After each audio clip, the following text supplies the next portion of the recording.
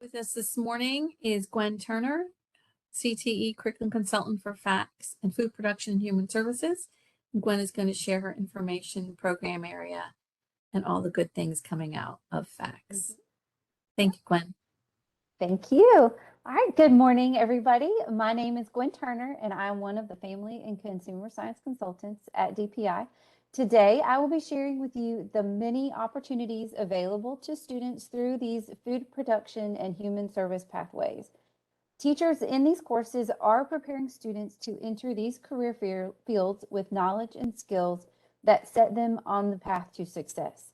All the courses I will cover today have been discussed and developed from business, industry, and education stakeholders on what knowledge and skills these students will need in these areas.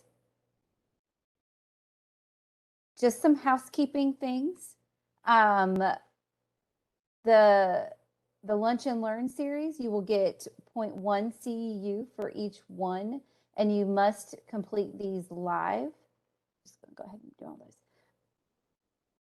those. These sessions are recorded, and you will see where, based on where you're coming from, whether you're a school counselor or a CDC, where they will be stored. You can see that on the screen. And throughout the year, each CTE program area will share about the courses they manage. My colleagues and we are very excited about this opportunity because ultimately we know you are taking the part to better work with the students you work with every day. And we thank you for taking this time to learn more from each of us. The Q&A form, you can either scan it or Amy has put in the chat the link to this form. So if you have any questions that may need a little bit more lengthy answer, or you just want to ask me something, those questions will be sent to me and I can work on answering those for you.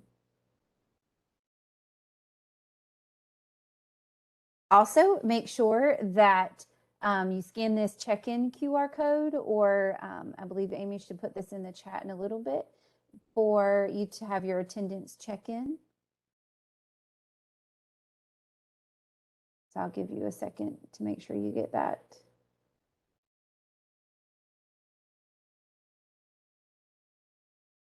Okay. Perfect. The the link for this is in the chat. So, or you can scan the QR code. All right. So to start off today, this is, with the image you're seeing on the screen, is the framework for family and consumer sciences. More commonly, we refer to this as FCS. You might hear some teachers say FACS. A few years ago, we did drop the word and, so therefore we dropped the A from FACS. So a lot of times we will say FCS, and that's Family and Consumer Sciences. So this is a good tool for developing high quality FCS programs of study. This design can be used to support students for high skill, high wage, and in-demand careers that meet local economic and workforce demands. In FCS, students are equipped with the skills to be dynamic community members through 3 career fields that you see here in orange, green, and blue. These fields are education and human services, hospitality and food production, and visual arts and design. Today, I will be focusing on career pathways in the human services part of the education and human services, as well as those in hospitality and food production. The pathways that I will cover are counseling and mental health, culinary arts and hospitality, and courses with nutrition education and food science. Also, you can see an integral part to this framework is leadership development. That's in the gray on the framework. And this is through our career and technical student organization, Family, Career, and Community Leaders of America. This organization is intracurricular, meaning it is in every single one of our FCS courses in North Carolina. And this kind of helps tie all of our career areas together for the students. Now I'm going to start looking at our pathways. In my content area, I will cover the pathways that are in the human services and food production pathways. I will provide you an overview of the benefits to students, some career and post-secondary opportunities, as well as different program opportunities for the counseling and mental health pathway, culinary arts applications, culinary arts internship, food and nutrition, and food products and processing systems. You can also find these pathways and information about these pathways, as well as standards on the CTE course management system. A lot of times you will hear somebody within CTE refer to this as the CMS. So that's the course management system. And Amy might put it in the chat. There we go. Amy's got it in the chat for you. So to start off with, I'm going to cover the pathways in the education and human services. Human services careers will meet basic health, welfare, and social needs through family and community and consumer services. Education services are a vital part of these human services. The family and consumer science courses that are provided for education were covered on October 4th by Valerie Williams, the other family and consumer science consultant. Wherever you are accessing the recordings of these, you are more than welcome to go back and view that from her. But today I will focus on the courses that are provided in human services. So Principles of Family and Human Services is a supplemental technical course for the food and nutrition and counseling and mental health pathways. This course provides students the opportunity to learn life literacy skills and individual, family, and community systems in the context of the human services field. Students will build essential life skills that can be applied to their own lives to achieve optimal well-being. The other courses are offered in counseling and mental health. Let's start off by looking at some career opportunities to these students in the counseling and mental health pathway. The careers shown in these images are shared on the NC Careers website. They are a focus for the counseling and mental health pathway. As you can see, mental health careers show strong demand for high skill, high wage careers in this field. We all know there is a need for personnel in the mental health field as there is an increasing awareness of mental health concerns. Currently, there are about 19 North Carolina universities that offer programs in counseling and therapy. The educational opportunities are available to high school students, making the counseling and mental health CTE pathway a valuable option for many of our students. There are higher degrees needed in these fields, and allowing the students the chance to learn about counseling and mental health right there in high school can help them with their career planning. So to start off with looking at counseling and mental health, this pathway is a great opportunity for students to explore the mental health career field and learn valuable skills for entering this in-demand, high skill field. Students will study self-concept as well as relationships and their overall effect on an individual's well-being. Emphasis on resources available in the community is provided throughout this pathway. One thing to note is teachers in this pathway are not licensed counselors and therefore are not to be providing counseling. Partnerships with your counseling and mental health teachers will be vital to ensure students who may discover counseling services are needed for themselves will find that support. I wanted to point out that the proof of learning for FC 13, Counseling and Mental Health 1, is a performance-based measurement. Through this performance-based measurement, which we will refer to as a PBM, students will complete a course reflection summary of the standards they are learning in the course and how they can apply those to different situations, not necessarily to themselves, but to life, to family, to outside groups. How can they apply it to a career? This is a great opportunity to partner with teachers and students through this performance-based measurement. FC 14, Counseling and Mental Health 2, has as its proof of learning the pre-professional assessment certification, which is oftentimes we will refer to this as a pre-PAC. And this is for the family and community services. This is offered from our professional organization, the American Association of Family and Consumer Sciences, also referred to as AA FCS. What this credential assesses is the student's mastery of concepts in family and community services learned throughout this pathway. So what does the pathway look like?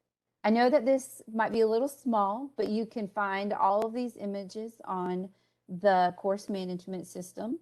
That was the link shared earlier. But what this shares is what this CTE pathway looks like.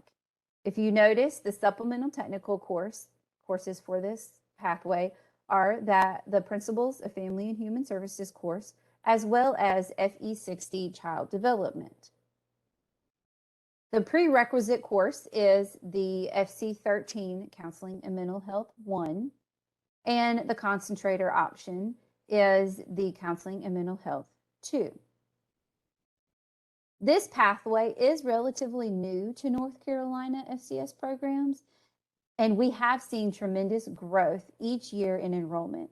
Last year, enrollment was close to 3,000 students statewide. We couldn't be embarking on this new pathway at a better time, as the need for more professionals or citizens with a deeper understanding of mental health needs will be vital in the coming years. Now I'm going to move on to the pathways in the hospitality and food production area. Hospitality and food production field is a popular option amongst students. The hands-on nature of these courses are enticing to students who want to do more with their education. In all pathways, students are given the opportunities to participate in cooking experiences and learning restaurant operations. In the Culinary Arts and Hospitality courses, students are challenged to use their creativity and hands-on abilities for food production while learning skills valuable for the hospitality industry. The food and nutrition pathways educate students in the many food-related career opportunities found beyond hospitality and tourism. This can include nutritionists, dietitians, and food scientists. For safety reasons, it is highly recommended that enrollment not exceed 20 students in these courses. In the food preparation experiences, students will be working with kitchen appliances like ovens, microwaves. Also, knives. Knife skills are heavily focused on in all of the pathways and looked at, but they will be using different sets of knives, different types of knives for different types of foods. Also, various ingredients needing knowledge of food safety to handle, like chicken. We need to cook chicken to 165 degrees internal temperature. Students need to be aware of that and know that. The food and culinary arts labs will occur on a weekly basis throughout each course. Here's an overview of some careers in hospitality and food production. One thing to note is North Carolina's restaurant industry accounts for roughly 11% of employment in this state and is a $21.4 billion industry. New trends in local restaurants, health and wellness, sustainable dining, and unique and global foods make the courses in this field not only fascinating, but needed to meet the demands of the industry.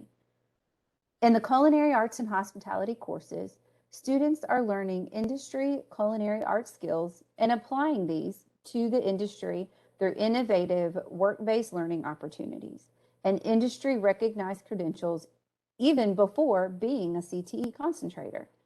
The Culinary Arts and Hospitality pathway sets the students on the path to being a chef or food service manager. Both of these careers, as you can see, are in demand and need skilled workers immediately.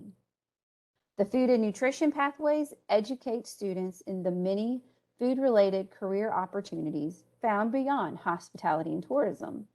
This can include nutritionists, dietitians, and food scientists and food technologists. With all of the societal focus we're seeing now on nutritional needs and innovative food trends, demands in these fields can only continue to grow. We're going to start by looking at the Culinary Arts Applications Pathway. Each of the Culinary Arts and Hospitality pathways are designed to meet the needs of the industry in the school's area. The nature of the classroom that these courses will be taught in will determine whether the school will implement the Culinary Arts Applications or Culinary Arts Internship pathway. Students will not only learn skills needed in culinary arts, but hospitality. Students will practice skills used in what the industry calls the front of the house, which is like the dining room of a restaurant. This is going to be the food service part of it. Also, they learn about purchasing, receiving, menu planning, budgeting, and budgeting for restaurant operations. In the Culinary Arts Applications pathway, the school that has a commercial kitchen or a restaurant type kitchen is typically going to put this in practice because of the school-based enterprise. They have to have inspections done by the health department to make sure that they can run that school-based enterprise. If you look at this pathway, we have food and nutrition is a supplemental technical course. Many teachers will find that students who have this food and nutrition course before embarking in this pathway have an advantage and seem to do better. It is not required, but it is a good option. The foundational prerequisite is the Culinary Arts and Hospitality 1. Prerequisite is Culinary Arts and Hospitality 2, applications. And then the concentrator option is Culinary Arts and Hospitality 3. They can all get into the major option of a Culinary Arts and Hospitality 4 applications. And Culinary Arts and Hospitality 4 is only an option for the Culinary Arts Applications pathway. I know that's a lot. I am available to talk about any kind of scheduling or issues or questions at any time about these pathways, because I know they can be a little confusing. But I did want to point out that there's a lot of scheduling suggestions that I can offer. One thing is to look at the possibility of co-requisites for these courses. So teaching them together. So we might have somebody who's taking Culinary Arts and Hospitality 1 second period, and then maybe they're taking Culinary Arts and Hospitality 2 third period, and it's the same group of students. If that is not an option, the best practice is for students to have these courses scheduled back to back. So for example, a student would take FH10 Culinary Arts and Hospitality 1 in the fall, and then turn right back around in the spring and take FH11 Culinary Arts and Hospitality 2 applications. It is not recommended that they take years or semesters between taking these courses. Another thing to note is FH11 Culinary Arts and Hospitality 2 applications and Culinary Arts and Hospitality 4 applications. These are the courses that students will learn restaurant operations through the school-based enterprise. So if your culinary arts classes runs a restaurant, or they're asking for focus groups for test kitchens, and they're asking for people to purchase food for their event or their catering, they're probably the culinary arts application students, and that is their business. They are running a school-based enterprise right there in the school. Another thing to note is that about 9,000 students right now are beginning a culinary arts pathway, whether it be culinary arts applications or internship this school year in North Carolina.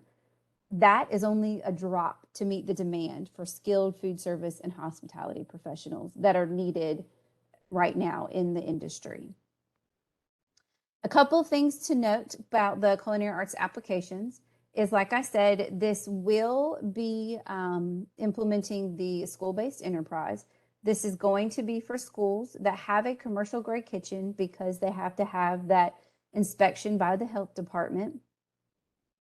Also in the FH10 Culinary Arts and Hospitality 1 and FH11 Culinary Arts and Hospitality 2 applications, the students have the chance to get the ANSI accredited food protection manager. In North Carolina, we work closely with 2 vendors of this food protection manager. And I know these images are kind of small, but if you go to a restaurant, you might have seen somewhere on the wall a certification that looks like this, that says Serve Safe certification. This one has Gordon Ramsay's name on it, but it has the person's name that has the certification, and they would put this on the wall. This is a person who has this food protection manager. This is probably the most widely recognized, but we also work with NC State to offer their Safe Plates Food Manager program. It is the same certification. They learn the same materials. It is all based on food code from the FDA, and it's the same exact certification. The Serve Safe one is just a little bit more of a more recognizable brand. But they can take this test and get the certification in either FH10 Culinary Arts 1 or FH11 Culinary Arts 2. As you can see, the proof of learning for these courses is right here. The CTE state assessment is still for the first level. The performance-based measurement, which is the school-based enterprise, is the primary PBM for this course. And then they can have the choice of a credential in Culinary Arts and Hospitality 3. Also, I want to note that FH10 Culinary Arts and Hospitality 1 is a math credit option for students. Pointing out these credentials in FH13 Culinary Arts and Hospitality 3, the ACF Certified Fundamentals Cook does have a little bit of some options that I'm working with some different schools to help put an advantage in. This is the same thing. This is that pre-pack that I mentioned in counseling and mental health. This is just for the culinary arts. They can also do the National ProStart Certificate of Achievement. Please note that a school with a signed agreement with the North Carolina Restaurant and Lodging Association are the only ones that can do the ProStart Certificate of Achievement. And the Culinary Arts and Hospitality 4 applications is a performance-based measurement. Moving on to the other culinary arts pathway, this one is the internship. A lot of the information from the applications pathway is the same. You see the foundational prerequisite is the same. The difference comes in with the prerequisite option. This is the FH12 Culinary Arts and Hospitality 2 internship. This means that students will participate in an internship throughout the course. Many of these courses, this course right here, is implemented in schools that do not have a commercial kitchen. So these will be more the residential kitchen. Through this internship, students are required to complete 120 internship hours during the semester. Also, students have a competency skill checkoff that they have to have. So these internship placements need to be in locations where these skills can be checked off. Also, if you notice, the concentrator course is the same thing as the applications pathway, but the FH14 Culinary Arts and Hospitality 4 applications is not a career pathway major option. This is because that is just an applications course. We do not have an internship option for that course. Students can take CTE Advanced Studies, CTE Apprenticeship, CTE Internship, or any of the other options you see here.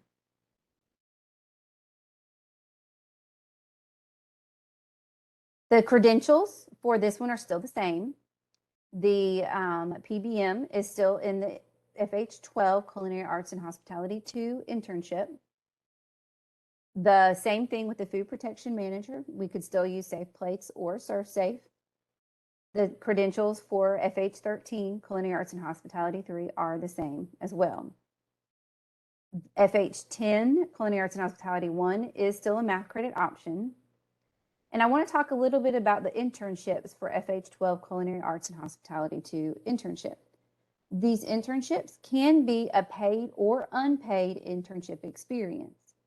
These internships will take place during the time in the school day that this course is scheduled. One option for scheduling is to schedule this course during the 4th block so students can get extra hours after school if desired. And remember, they also need to have 120 hours of internship for this course. Moving on to the food and nutrition pathway. This food and nutrition pathway is by far the most popular FCS pathway we offer. Enrollment sits at around 30,000 students statewide. Don't let this pathway fool you, though. Students will be engaged in rigorous nutrition and food service industry education for a healthy lifestyle. While many will refer to these classes as cooking classes, this class is so much more. Students will be challenged to explore food through scientific understanding, how ingredients interact, and knowledge of the food industry. There are many opportunities available to students in this pathway. For many, this may be their first time hearing about what it means to be an entrepreneur. Other students have their eyes opened to why they just don't feel healthy and start to understand how the food they eat impacts them. Students entering various career fields will see a benefit from what is learned. A student entering healthcare will understand nutrient groups and their functions to counsel future patients as they are healing. Future coaches and athletes will explore sports nutrition for peak performance and promoting healthy athletes. If you notice, the supplemental technical courses for this pathway are the FC11 Principles of Family and Human Services, as well as FH10 Culinary Arts and Hospitality 1.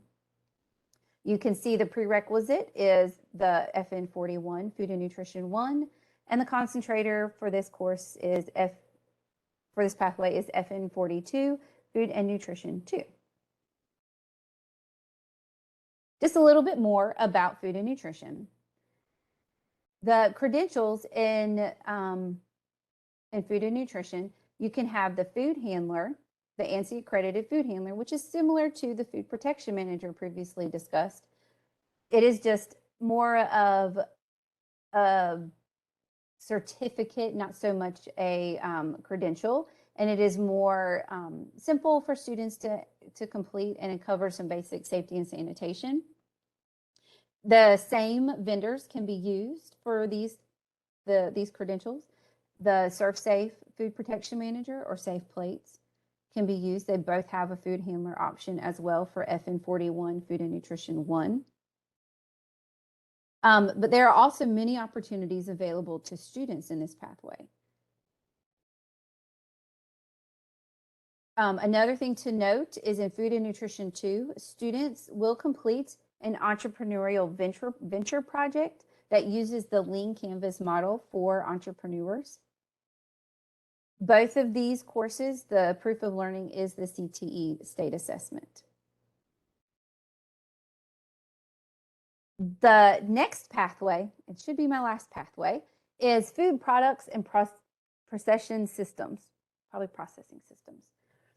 This pathway, the difference in this one is the concentrator.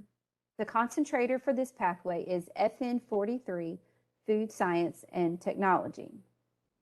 In this course, students will explore production, processing, preparation, preservation, and packing principles along the farm-to-table continuum.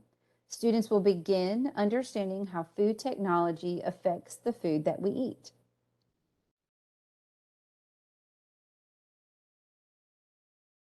This pathway, if you see the proof of learning, is a CTE state assessment for both of the courses. You can have the food handler as in FN 41, Food and Nutrition 1, and in FN 43, Food Science and Technology, there are 2 options for a credential that is aligned to the curriculum. You can have the AA FCS pre-pack as well in the Food Science Fundamentals, or the Food Safety and Science certification. One thing to note is food science is a quickly growing field that is really hard to keep up with. NC State University and Johnson & Wales University in Charlotte are 2 North Carolina universities with strong food science degrees who know the need in this career field and cannot even meet the demand. NC also has a Food and Nutritional Sciences bachelor's degree as well. With only 280 students in North Carolina enrolled in this pathway, we are working to increase the number of students and teachers interested in this pathway. An advantage to this is that FN 43 Food Science and Technology is an inherently honors course because of the rigorous nature of the content learned throughout. Now I'm going to talk a little bit about FCS program. A CTSO is a career and technical student organization. Each CTE program area has an aligned or several aligned CTSOs to take content knowledge to application for students. In Family and Consumer Sciences, we have Family, Career, and Community Leaders of America, known as FCCLA. This student organization is the only CTSO with the family as its focus. This national organization prepares students for careers and community engagement by taking the content they learn in their FCS courses beyond the classroom. All courses in North Carolina include an FCCLA connection, making them intracurricular. You can see on the screen our executive director's name is Katie Lewis, and our website is northcarolinafccla.org. I invite you to learn more about FCCLA, all of the programs and opportunities available to students throughout North Carolina. Ways to partner with your FCS teachers. Just to give you some ideas, is you can go and be a guest speaker in their classes. Principals of Family and Human Services and Counseling and Mental Health would be a great opportunity for you to be with those teachers and those students. A lot of times you might see in Principals of Family and Human Services a few more freshmen in this course. So maybe go in and talk to them about GPA and scheduling and how their high school courses can help them. Talk to them about work ethic and how they can only grow as a person throughout their high school experience. Another one that I've thought of recently is to create a school-wide mental health resource program with your counseling and mental health teachers, sharing information, sharing what you would like your student body to know about mental health, and utilize these classes to help in that. Reach out to any industry partners that you may know or have to help participate in advisory boards for any of these courses. You could also speak with your Culinary Arts and Hospitality applications teacher about being on a focus group for their test kitchens. You get to try out some of their yummy food. You can visit the food and nutrition classes on their lab days to learn what they are cooking, why they are cooking it. They should be doing more than just making cookies that came off of a roll. They will be making those cookies themselves if they're doing cookies. You could also volunteer to chaperone field trips or any FCCLA conferences. Trust me, you will be amazed at what these students have to offer and what they can do. At the State Leadership Conference, that provides an opportunity to evaluate competitive events so you can learn more about our content areas. You can also see what students from across the state are doing, and you can help bring that back to your family and consumer science classrooms. Now I can open up for some Q&A. You can scan the QR code. This should take you back to that same form if you have questions. Amy should be putting a link in the chat to help you with that. and I can work through some questions. Amy, do you want me to go ahead and put up the checkout?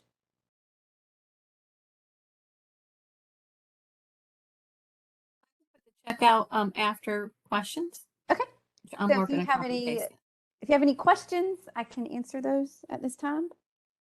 You can put it in the chat if you have like a dying question that you want to ask. And Valerie Williams, the other FCS consultant, is also on. And so she might be able to answer some questions about some of her areas, teaching as a profession, child development, early childhood, interior design, apparel, and middle school. Hope I covered all those, Valerie. So if you have any questions, you're more than welcome to pop those in the chat. Amy, somebody's asking about the a check-in. Yeah, I'm about to put the checkout form in just after you finish the check-in form was put at the beginning of the webinar, and for all in attendance, a WebEx report does provide when you signed in, so that's cross-referenced to our professional development consultant who helps assign the CEUs. Please be sure to sign in and out though when you see the links.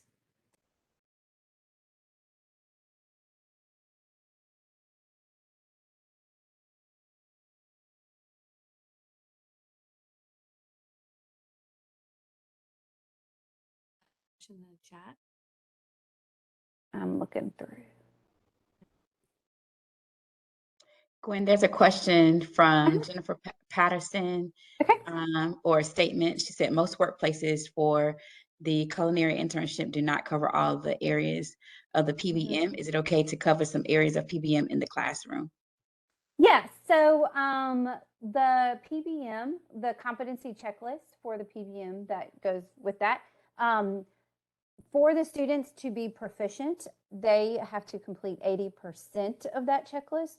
So it's not 100% that has to be shown.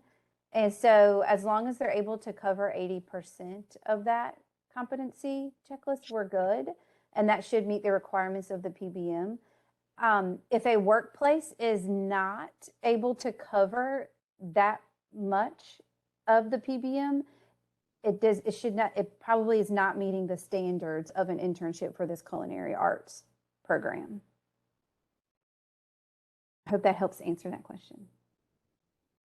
And they can cover some of them, but I would prefer that they cover most of it in their internship. And it should cover most of that.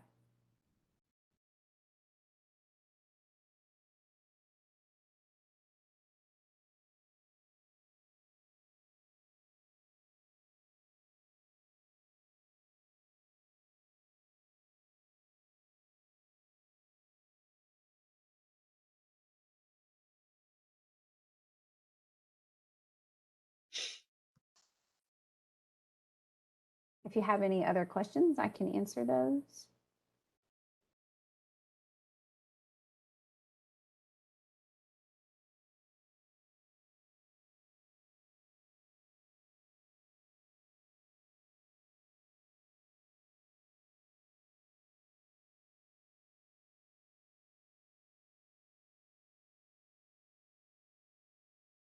If you have specific questions, I know the culinary arts, because it's a new way of doing the culinary arts, and it's changed some ways that we're doing things and our thinking behind culinary arts and hospitality.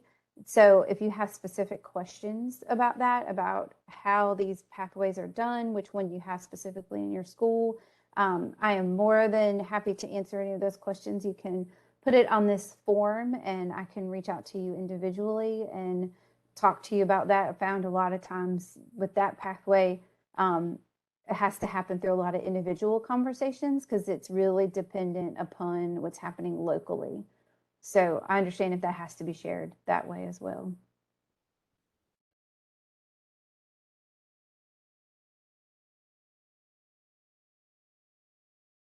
I'm not seeing any other questions in the chat.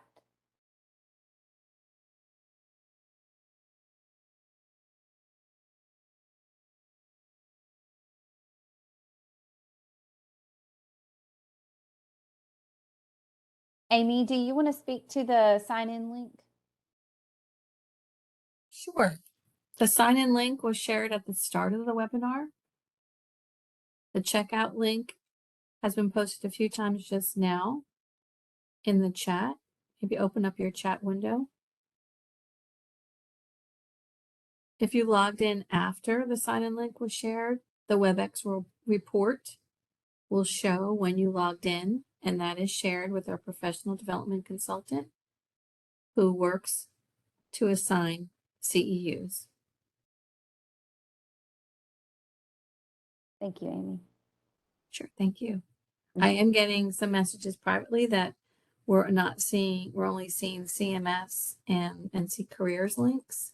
So I will post the standard, hey, if you have any questions as a follow-up for a link for Gwen in the chat again, and I'll post the checkout link again. So if you have any follow-up questions at all, you can scroll up, it can get smaller. Thank you, Letitia, for your comment.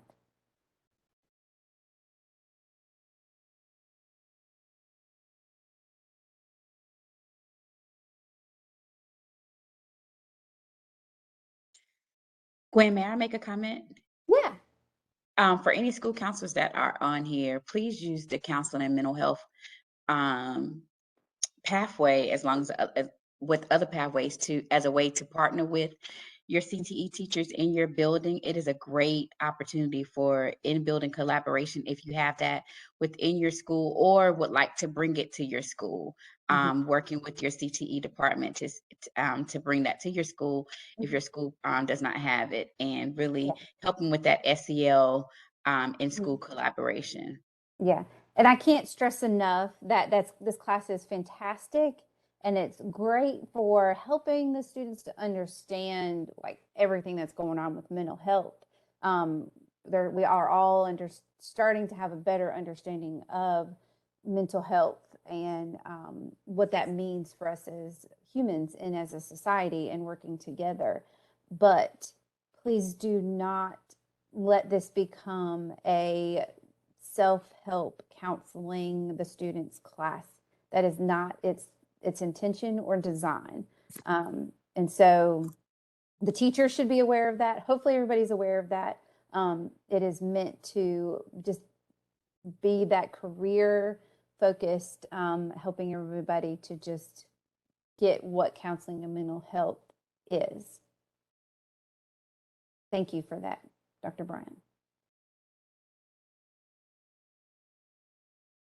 Jean, did that answer your question? Oh, students try to use these. Yeah. So She said it answered it. Yeah, I did answer it. Okay, good. Last year, I think we did have some concerns about that. And some teachers are seeing that maybe as an issue, that they were trying to use it as counseling sessions. That is the reason why, and I don't think I covered this. I meant to, I didn't say it specifically, but the counseling and mental health teachers are required to complete the youth mental health first aid training so that they have an understanding of being able to recognize the signs when a student is going through a crisis, is needing that intervention or needing that extra help. And they know how to refer them on. When it stops as them being, they are not supposed to be counseling, and when they need to refer them on, and when they need to work to help them get that help outside of the classroom. So that is the reason why we require that.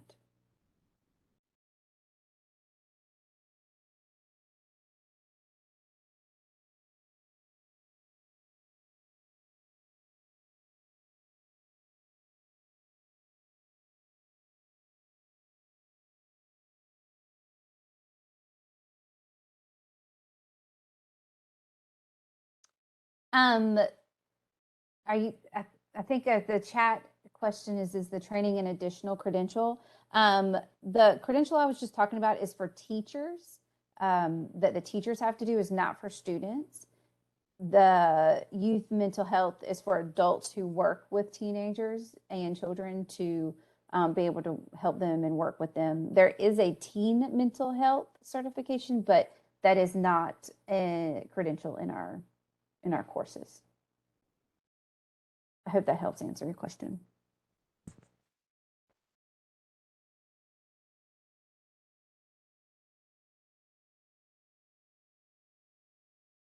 So that credential, the youth mental health credential for teachers, requires, it can be done online. There are some blended options. It requires about 2 hours of coursework that is done. And then whether it's live or a virtual live, they meet with an instructor to go through that coursework and go through that. So it usually takes it can be about 1 day, about 8 hours or so for that credential. And you can find that through the Youth Mental Health First Aid. And you can find courses all the time to get that. And I'll offer it at our CTE Summer Conference as well.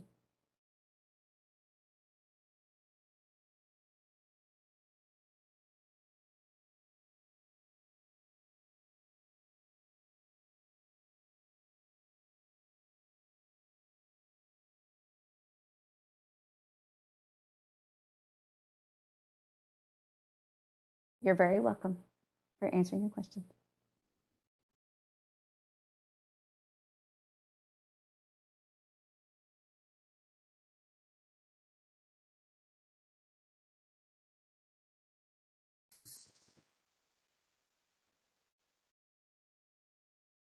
Do you want me to move on, Amy? Yeah, sure. Good questions. Excellent. Yeah. Thank you so much. Yeah. I think you've already done the checkout, correct? Put it in again. And then make sure you follow us on social media for anything CTE. Tag CTE for NC in any of your social media posts from your school or anything. So that way we can get out what is going on across the state. And my contact information, I know it's kind of hard to see, but gwen.turner@dpi.nc.gov is my email. And thank you so much for joining me today. Gwen, thank you so much. I'm putting your email in chat, making sure I copied it correct. Thanks for this time and all this effort in putting this together and sharing your passion, FACS, hospitality, and pathways. I'm going to stop the recording and Thank you, everybody.